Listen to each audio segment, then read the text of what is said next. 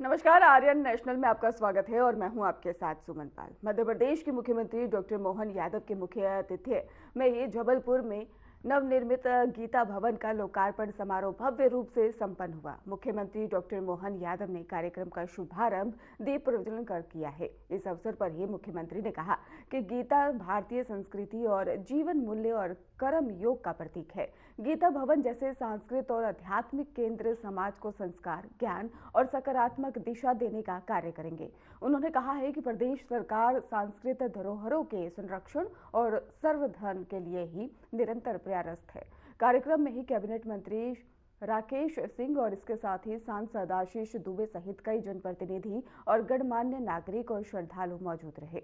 मौजूद अतिथियों ने ही गीता भवन के निर्माण को क्षेत्र के सांस्कृतिक विकास की दिशा में एक महत्वपूर्ण कदम बताया और उसका एहसास भी करता हूँ। ये जबलपुर का भाग्य है। मां नर्मदा का सर्वाधिक परमात्मा की कृति का वो भेड़ा घाट, जहां मां के आशीर्वाद से काले पत्थर भी संगमरमर के बन जाते हैं। वाकई ये अद्भुत धाम, अद्भुत धाम। इस मंच पर विराजमान माननीय मंत्री राकेश सिंह जी, माननीय सांसद आशीष दुबे जी, माननीय सांसद सुमित्रा वाल्मीकि जी, माननीय महापौर जगत बहादुर जी, माननीय विधायक अशोक रोहाणी जी, सुशील तिवारी जी, अभिलाष पांडे जी, नीरज सिंह जी, माननीय विधायक संतोष बरकड़े जी, जिला पंचायत के अध्यक्ष श्रीमती आशा मुकेश गोटिया जी, रिंकू विज नगर निगम के अध्यक्ष और भाजपा के अध्यक्ष माननीय रत्नेश सोनकर जी, राजकुमार पटेल जी। जब मैं नाम बोल रहा हूं तो ताली वाली बजाकर आप भी अपनी उपस्थिति से उनका सम्मान सभी का जोरदार तरीके से करें। आज का ये अद्भुत दिन है और यशस्वी प्रधानमंत्री के नेतृत्व में 2014 के बाद ही सच में भारत सरकार के माध्यम से भी सांस्कृतिक अभ्युदय का अद्भुत ये एक वातावरण, सुखद वातावरण चल रहा है। और ऐसे में हमारे अपने राज्य में भी यशस्वी जब मैं शिक्षा मंत्री था, मैं बताना चाहूंगा, माननीय प्रधानमंत्री जी ने लोकसभा के अंदर शिक्षा नीति को एक तरह से बदलते हुए, संशोधित करते हुए, यद्यपि आजादी के बाद 2 बार ऐसा मौका आया, 1968 में, 1986 में, लेकिन केवल ऐसा कहा जाता था कि वो अंकों का खेल है, 8 इधर लग गया, 6 के इधर उधर, लेकिन कुछ हुआ नहीं। लेकिन 2020 की जो शिक्षा नीति आई और 20 की शिक्षा नीति के बलबूते पर हमने अपने राज्य में शिक्षा नीति देश भर में सब लागू हुई, तो मध्य प्रदेश की धरती पे हुई। हमें इस बात का आनंद है। और हमने अपने वो पवित्र ग्रंथ, पवित्र गीता, पवित्र रामायण और ऐसे सारे ग्रंथों के प्रमाण को शिक्षा नीति के माध्यम से उच्च शिक्षा, स्कूल शिक्षा। अब आप बताइए, भगवान कृष्ण की वो मुखारविंद से निकलने वाली गीता, जिसके 18 ही अध्याय में कौन सी जीवन के ऐसे रहस्य और प्रसंग है जिसके बारे में हमारा आधुनिक साइंस से लगा करके, तर्क शक्ति से लगा करके तमाम प्रकार के उलझे सुलझे प्रश्नों के उत्तर गीता जी के माध्यम से मिलते हैं। हमारे लिए सौभाग्य की बात है। और आज मैं यहाँ जब आया हूं तो रामायण के अंतर्राष्ट्रीय मेले का भी शुभारंभ हुआ और गीता भवन की सौगात भी मिल रही जबलपुर वालों के लिए, और आनंद आया। सच में हमारे लिए ये दोनों भगवान एक तरह से, जिनका लंबा गैप है बीच में, लेकिन पूरे देश का नक्शा अगर भारत का रखो सामने और उस भारत के नक्शे पे आप एक तरफ भगवान राम की कल्पना करो और उनके द्वारा पूरे देश में उनके पराक्रम के जो अलग अलग घटनाक्रम घटे हैं, जिनको हम उनकी लीलाओं से समझ सकते हैं, तो वो हमको उत्तर से लेकर दक्षिण तक बराबरी से मिलते जाएंगे। और भगवान कृष्ण की यद्यपि 17 लाख साल का अंतर है, लेकिन भगवान कृष्ण की भी अगर लीलाओं की अपन हिसाब लगाएंगे तो पूरा, कहां नरकासुर असम के ऊपर और माता रुक्मणी का भी वो अरुणाचल का हिस्सा, लेकिन पूरब से लेके पश्चिम की द्वारका तक पूरा देश दोनों देवताओं के माध्यम से दुनिया को समझा सकता कि राम कृष्ण की संस्कृति क्या होती है, भगवान राम और कृष्ण का जीवन क्या होता है, ये भौगोलिक सीमाओं के माध्यम से। इसलिए दुनिया के सभी देशों में हमारे अपने इन देवताओं के माध्यम से सच में इस मृत्यु लोक के अंदर हर एक का जीवन परमात्मा ने निश्चित किया है, लेकिन हमारे जन्म से लेकर मृत्यु तक का जो समय नियत किया गया है वो हमको कदम कदम पर हर एक के जीवन के अंदर, ये हमारा शरीर वास्तव में भगवान ने विराट शरीर दिखा करके अर्जुन की तमाम जिज्ञासाओं का समाधान करने का प्रयास भी किया। लेकिन वाकई में गीता जी और भगवान के उस प्रसंग को हम उनकी लीला ही मान लेते हैं कि भगवान ने प्रसंग तो अर्जुन को सामने रखा है, लेकिन संजय को दिव्य दृष्टि पहले दे दी और दिव्य दृष्टि के माध्यम से धृतराष्ट्र को सुनाते सुनाते वास्तव में इस अंधी दुनिया के आंख खोलने का काम भगवान कृष्ण ने किया है। उनके अपने मुखारविंद से सभी ग्रंथों को निचोड़ के रूप में दा करके हम सब जानते हैं इस बात को। मोह में, पुत्र मोह में, तमाम प्रकार के आकर्षण विकर्षण के बीच अंतर्द्वंद से उलझावा वो खराब समय का सबसे बड़ा शासक जिनको हम कौरव के राजा धीराज के नाते से जानते हैं, लेकिन उनके मोह के बाद भी जीवन उसी प्रकार से हमको इसी तरह से लेना चाहिए जैसे भगवान कृष्ण के जीवन को हम समझने का प्रयास करेंगे। भगवान का स्वयं का जीवन भी हम कई बार कष्टों से घबरा जाते हैं, हमारे मन में कष्टों से कई बार मन में ऐसा लगता है कि हमसे ज्यादा कष्ट किसने उठाए होंगे, लेकिन भगवान कृष्ण के जीवन के काल को देखोगे तो ध्यान में आएगा कि भगवान ने स्वयं ने, और केवल भगवान नहीं, भगवान के प्राकट्य के पहले भी भगवान के माता पिताओं ने भी कितने कष्ट उठाए। कभी कल्पना कर सकते हैं कि जिनके माता पिता के पुत्र पुत्रियों के भगवान के पैदा होने के बाद जेल के अंदर आंखों के सामने एक बालक 9 माह में माँ बाप की जीवन की सबसे बड़ी धरोहर करके अपने पुत्र के पुत्री का जन्म होता है, और भगवान के प्रकट होने के पहले ही उस मांस के एक तरह से लोथड़ा है और उसको पैदा होते ही उनके सामने नारियल की तरह पटक करके जो खून का फव्वारा छूटता और जैसा दृश्य होता है, वाकई में वो दृश्य की कल्पना करना मुश्किल है। लेकिन भगवान के प्राकट्य की कितनी बड़ी कीमत चुकाते। वसुदेव देवकी को भी प्रणाम करता हूं आपके सबके माध्यम से, कृष्ण के काल को सामने रखते हुए कि माँ और बेटे का संबंध सबसे अच्छा कौन सा होना चाहिए, तो कोई भी 1 मिनट में किसका बताएगा? यशोदा मैया का और नंद बाबा का बताएगा। लेकिन यशोदा मैया और नंद बाबा ने कितनी कीमत चुकाई है, इसकी तरफ भी ध्यान देने की जरूरत है। हम सबको मालूम भगवान कृष्ण का तो जन्म जेल में हुआ, और जेल में जन्म होने के बाद भी जब 7 बच्चे इधर उधर करते करते लगातार बलिदान हुआ है, ऐसे में भगवान कृष्ण का जीवन बचाना अत्यंत कठिन था। और उस कठिन काल में राकेश जी कल्पना करो कैसा युक्ति बुद्धि से प्रयत्न हुआ होगा कि वसुदेव देवकी के साथ साथ उनके मित्र हैं नंद बाबा और यशोदा मैया, एक समय में दोनों के यहाँ संतान हो रही है, और मित्रता को निभाने के लिए, मित्र के बच्चे को बचाने के लिए, भगवान कृष्ण के जीवन के लिए नंद बाबा यशोदा कितना बड़ा त्याग करते, अपनी पुत्री को उनको देते हैं और उनके पुत्र को अपने पास लेते हैं। और हम सारे संत वृंद बैठे, माफ करना मेरा क्षेत्र तो राजनीति का है, लेकिन केवल ये प्रश्न के उत्तर हमको नहीं मिलते कि यशोदा मैया नंद बाबा ने जो अपना त्याग किया, अपने बच्चे को कहाँ दिया है और उसका क्या हुआ मालूम है। लेकिन जैसे ही भगवान कृष्ण को अपनाया, अपने जीवन में कभी एहसास ही नहीं हुआ कि कृष्ण भगवान यशोदा मैया के बेटे नहीं है या नंद बाबा के बेटे नहीं है। कितना अद्भुत हमारा ये संस्कार उस काल में दिया है। ये हमारे अपने उस काल की ऐसे रहस्यों से लगा करके भगवान कृष्ण के बाल्यकाल में तो उनको ध्यान नहीं आया होगा, लेकिन बाद के काल में तो ध्यान में आया ही होगा ना कि हमारे जब आपने कंस को मारने के बाद उनका परिचय तो वहां हुआ कि वसुदेव देवकी तो यहाँ थे। अब भगवान को कहीं न कहीं तो ध्यान में आया होगा कि फिर ये यहाँ माता पिता है तो वो कौन है। यशोदा, नंद मैया, नंद बाबा, जिनके बिना तो कृष्ण भगवान के लिए उनका माखन से लेके सारी वृंदावन गोकुल की लीलाओं का घटनाक्रम, दुविधा के साथ भगवान के मन में एक भाग्य भी है और एक थोड़ा कष्ट भी है कि एक साथ दो माता पिता दोनों अपने अपने जीवन की पराकाष्ठा कर रहे हैं, लेकिन भगवान ने दोनों को निभाया।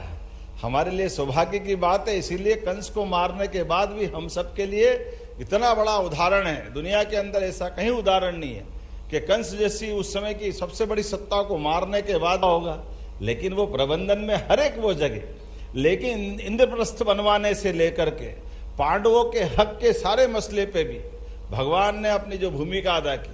कभी कभी ये ध्यान में आता, ये भी कितना कठिन प्रसंग होगा कि भगवान कृष्ण के महाभारत के उस भीषण युद्ध में जब गीता पे बात हो रही होगी, गीता की चर्चा हो रही होगी, लेकिन गीता के साथ भगवान ने अर्जुन को जो ज्ञान दिया अपने सबके लिए वो काम का है कि हमारे कर्मवाद के सिद्धांत पे ये 3 मार्ग है। 3 मार्ग में से एक तो हम सबको मालूम है, हमारी दुनियादारी में हम फंसे रहते हैं, लेकिन जो जिएगा, जो जन्मा है उसकी मृत्यु पक्का है। तो जन्म से लेकर मृत्यु में हमारी सबकी रिश्तों की सीमाएं लिमिटेड हो सकती, उसको बड़ा घटा नहीं सकते। ऐसे में ये जो आखिरकार हम सबके जीवन में ये कठिन प्रश्न आएगा कि जब हमको कोई एक मार्ग चुनना हो तो वो सही मार्ग कैसे हो, ये भगवान कृष्ण ने उस समय भी बताया। और सच में कौरव पांडव का युद्ध तो कौरव या पांडव जो भी जीतेगा उसकी विजय होती, ये युद्ध तो उस काल के लिए हो रहा था। लेकिन उस युद्ध के दरमियान एक और बड़ी सेना दिखाई देती। वो बड़ी सेना कहां खड़ी थी? वो अजय सेना, जिससे भगवान ने कभी हार नहीं मानी। और भगवान ने तो रथ हाँकने का काम हाथ में लिया और अपनी सारी सेना को कौरव को दे करके एक तरह से उनने अपने आप के लिए भी, कभी भगवान की कल्पना करो कि जिनने अजय रूप से जीवन भर उनके साथ युद्ध करते करते हमेशा, उसमें कोई मेरा नाम राशि हो, कोई मंत्री जी का नाम राशि, कोई किसी नाम राशि हो, जो भगवान के साथ कदम से कदम मिला के जीवन भर लड़ते रहिए। लेकिन भगवान ने कौरवों के साथ दे करके जब उनको युद्ध में उनका बलिदान होते देखा होगा तो भगवान की आत्मा पे क्या बीत रही होगी। और कभी कभी वो ये भी कल्पना करो कि वो सेना का अधिकारी होगा, सैनिक होगा, वो कोई तो प्रश्न कर रहा होगा, भगवान हम तो आपके आदेश से सामने खड़े हुए, लेकिन आप अंदाज लगा लो 18 दिन चलने वाले युद्ध में कोई नहीं बचा, सबका बलिदान हुआ। और भगवान कृष्ण ने वो जो कालिया नाग के ऊपर मुस्कान कायम की थी कि सारे कष्ट में, सुख में, दुख में, जीवन में हमारे लिए जीवन का हर क्षण आनंद के साथ जियो, वो हमारे महाभारत के युद्ध में भी दिखाई देता है। और भगवान के हर घटनाक्रम में वो आनंद के साथ जीवन को सत्य साबित करते हुए गीता को सार्थक रूप से जीते हुए देखा जा सकता है। आज के इस अवसर पर चूंकि यहाँ संत वृंद भी है, विद्वान भी है, ज्ञान चर्चा का ये अद्भुत केंद्र बना है। हमारी सरकार ने तय किया है कि जहाँ जहाँ ऐसे कहीं एक तरह से हमारे आधुनिक समय में कहीं लाइब्रेरी होगी, ई लाइब्रेरी होगी, पुस्तकालय होगा, ये सभी प्रकार के सर्वधर्म की चर्चाएं होगी, हमारे यहाँ तो इस बात की छूट है। इसलिए सरकार के माध्यम से गीता भवन बनाने का निर्णय हमारी सरकार ने लिया है। हम इस बात के लिए एक तरह से लगातार कटिबद्ध हैं कि जहां जहां ऐसे भवन बनते जाएंगे उनको लोकार्पित करते जाएंगे। ये भी अद्भुत संयोग है कि आज से कुछ समय पहले हमने अपने जन्माष्टमी के अवसर पर इंदौर में रानी अहिल्या माता के यहाँ पहला गीता भवन का लोकार्पण किया। ये रानी दुर्गावती के यहाँ दूसरा हो रहा है। ये सौभाग्य की बात, नर्मदा के पवित्र तट के किनारे आज ये नया इतिहास बना है। मेरी अपनी ओर से माननीय मंत्री जी, महापौर जी, सांसद जी, विधायक जी और आप सबको भी गीता भवन की बहुत बहुत बधाई। मेरे साथ बोलो गोपाल कृष्ण भगवान की जय। बहुत बहुत धन्यवाद। मैं सभी सम्मानीय MIC सदस्यों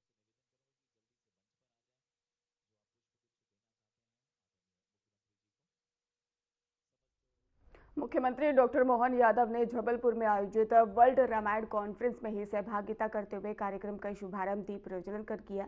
और इस अवसर पर ही जगत गुरु स्वामी रामभद्राचार्य जी और इसके साथ ही केंद्रीय संस्कृत मंत्री भी वहां पर मंच पर ही मौजूद रहे। कार्यक्रम में देश विदेश से आए विद्वानों और शोधकर्ताओं और रामायण प्रेमियों की गर्माई उपस्थिति रही है। कार्यक्रम के दौरान ही रामायण पर आधारित शोध और विमर्श, सांस्कृतिक प्रस्तुतियों के माध्यम से भगवान श्री के भी यहाँ पर विस्तार से चर्चा की गई है। आयोजन को सफल बनाने के लिए महत्वपूर्ण भूमिका रही।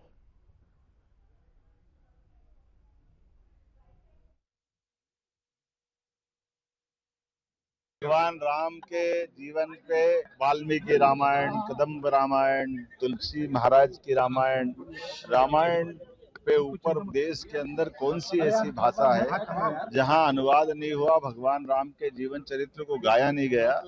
और हमारे न केवल देश में बल्कि दुनिया के अंदर सर्वाधिक जिस ग्रंथ, पवित्र ग्रंथ की चर्चा होती है वो ऐसे प्रमुख ग्रंथों में से रामायण एक पवित्र ग्रंथ है। कई विदेश के भी, चाहे कंबोडिया हो, इंडोनेशिया हो, जकार्ता हो, ऐसे कई सारे देश जहां ये जापान तक में रामायण जी के ऊपर कई सारे पात्र अपने अलग अलग प्रकार से परिवार की विविध प्रकार के भावों में भी भगवान राम को भजते हैं। और भगवान राम का जीवन भी आदर्श पति, आदर्श पुत्र, आदर्श पिता, आदर्श मित्र, दुश्मनों के साथ दुश्मनी का भाव भी, लेकिन मर्यादा में रहकर के भगवान राम ने जो अपना समूचा जीवन जिया वो अद्भुत है। मैं यहाँ जाबालीपुरम की ऋषि धरती जबलपुर में, जब यहाँ रामायण जी का मेला हो रहा है, मध्य प्रदेश सरकार भी उसकी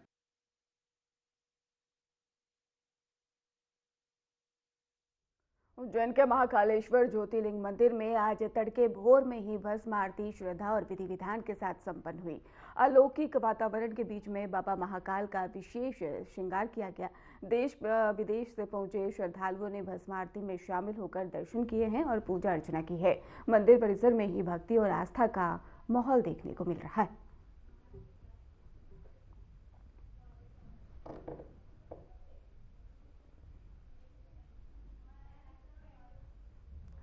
तो आरती में श्रद्धालुओं की भारी संख्या में मौजूदगी रही है। इसके साथ ही पूजा अर्चना श्रद्धालु करते हुए नजर आए हैं। आरती में भारी संख्या में श्रद्धालु पहुंचे। उज्जैन के महाकालेश्वर ज्योतिर्लिंग मंदिर में आज तड़के भोर में ही भस्म आरती श्रद्धा और विधि विधान के साथ संपन्न हुई है।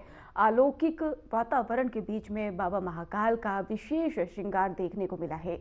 देश विदेश से पहुंचे श्रद्धालुओं ने भस्म आरती में शामिल होकर दर्शन किए हैं और इसके साथ ही पूजा अर्चना की है। मंदिर परिसर में भक्ति और आस्था का माहौल भी देखने को मिला है। श्रद्धालु अपनी श्रद्धा लेकर आरती में शामिल हुए और महाकाल मंदिर में ही भस्म आरती के दौरान उन्होंने अपनी मनोकामना रखी। श्रद्धालुओं से पूरा महाकाल धाम गूंज उठा। विधि विधान से भस्म आरती की गई और महाकाल दरबार में आस्था का जो सैलाब है वो साफ तौर पर देखने को मिला।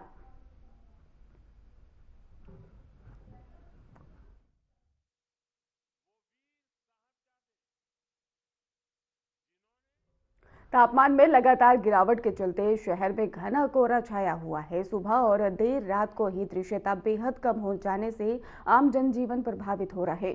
सड़कों पर वाहन रेंगते नजर आ रहे हैं और वहीं पर लोग ठंड से बचने के लिए गर्म कपड़ों और अलाव का सहारा लेते दिखाई दे रहे हैं। चौराहों और बाजारों और रिहायशी इलाकों में जगह जगह अलाव जलाए जा रहे हैं। ठंड का सबसे ज्यादा असर बुजुर्गों, बच्चों और खुले में काम करने वाले लोगों पर देखने को मिल रहा है। मौसम विभाग ने अगले कुछ दिनों तक ठंड और कोहरे के बने रहने की भी संभावना जता दी है। साथ ही लोगों को सतर्क रहने की भी सलाह दे दी है। तस्वीरें आपको ग्वालियर से दिखा रहे हैं, जहां पर कोहरे का आतंक साफ तौर पर देखने को मिल रहा है। इसके साथ ही वाहन की गति भी धीमी सी नजर आ रही है। शहर में घना कोहरा छाया रहा। ठंड बढ़ने से जनजीवन प्रभावित हो गया। घने कोहरे से यातायात काफी ज्यादा धीमी गति पर देखने को मिला है। वहीं पर ठंड में अलाव सहारा बन रहा है लोगों का। मौसम विभाग भी लगातार सतर्कता बनाने की अपील भी करती नजर आ रही है। तो घने कोहरे की वजह से लोगों का घर से बाहर निकलना मुश्किल हो गया है। इसके साथ ही बच्चों और बुजुर्गों को ठंड से बचने की लगातार सलाह दी जा रही है। तापमान में गिरावट जो है लगातार देखने को मिल रही है। शहर में घना कोहरा छाया हुआ है। सुबह और देर रात को ही दृश्यता बेहद कम हो जाने से आम जनजीवन प्रभावित हो रहा है। सड़कों पर वाहन रेंगते हुए नजर आ रहे हैं। वहीं पर लोग ठंड से बचने के लिए गर्म कपड़ों और अलाव का सहारा लेते भी दिखाई दे रहे हैं। दूसरी ओर चौराहों पर बात करें तो बाजारों और रिहायशी इलाकों में जगह जगह पर अलाव जलाए जा रहे हैं ताकि ठंड के प्रकोप को कम किया जा सके। ठंड का सबसे ज़्यादा असर बुजुर्गों, बच्चों और खुले में काम करने वाले लोगों पर देखने को मिल रहा है। और वहीं पर दूसरी ओर मौसम विभाग ने अगले कुछ दिनों तक ठंड और कोहरे के बने रहने की भी संभावना जता दी है। साथ ही लोगों को सतर्क रहने की भी लगातार सलाह दी जा रही है। इसके साथ ही गर्म कपड़े और अलाव का सहारा लेने की लगातार सलाह दी जा रही है।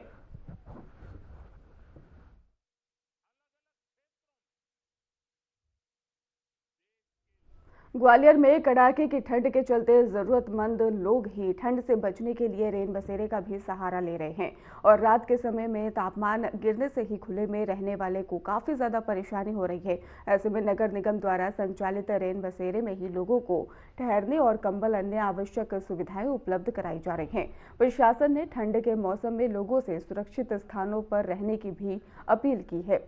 तो ग्वालियर से आपको खबर बता रहे हैं, जहां पर ग्वालियर में ठंड का प्रकोप साफ तौर पर देखने को मिल रहा है। ठंड से बचाव को करने के लिए ही लगातार रैन बसेरे का लोग सहारा ले रहे हैं।